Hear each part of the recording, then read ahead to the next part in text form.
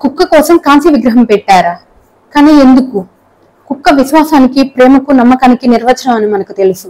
కానీ మరి ఇంతగానా? తన యజమాని చనిపోయాడు అని తెలియక 10 ఏళ్ల పాటు చివరి ప్రాణం పోయే వరకు తన యజమాని కోసం ఎదురు చూసిన ఈ కుక్క కథ విన్నారా? అందుకే అది చనిపోయి 100 ఏళ్లు గడుస్తున్న ప్రపంచం ఆ కుక్కని మరవలేదు. 1920 జపాన్ లో టోక్యో నగరంలో యూనో అనే వ్యక్తి ఉండేవారు. ఆయన టోక్యో ఇంపీరియల్ యూనివర్సిటీలో అగ్రికల్చర్ ప్రొఫెసర్ గా పనిచేసేవారు. అతను తన యూనివర్సిటీ నుండి షిబుయా అనే రైల్వే స్టేషన్ లో దిగాడు.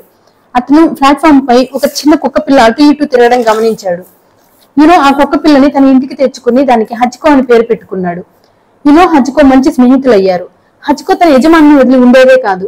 ప్రొఫెసర్ యూనివర్సిటీకి వెళ్లేటప్పుడు రైల్వే స్టేషన్ వరకు వెళ్లి అతను రైలు ఎక్కి వెళ్లిపోయాక హచికో ఇంటికి తిరిగి వచ్చేది.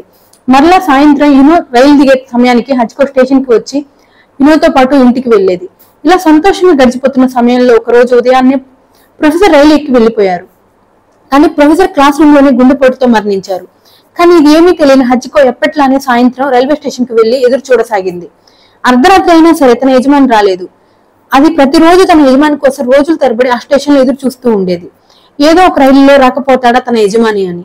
చుట్టూ ఉన్న వాళ్ళకి అర్థం కాలేదు. హచికోకి తన యజమాని చనిపోయాడు, ఇక రాడు అని ఎలా చెప్పాలో తెలియలేదు.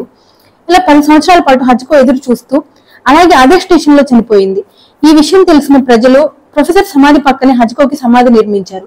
అలాగే రైల్వే స్టేషన్ లో హచికో ఎదురు చూసే ప్లేస్ లోనే హచికో గుర్తుగా కాంస్య విగ్రహాన్ని నిర్మించారు.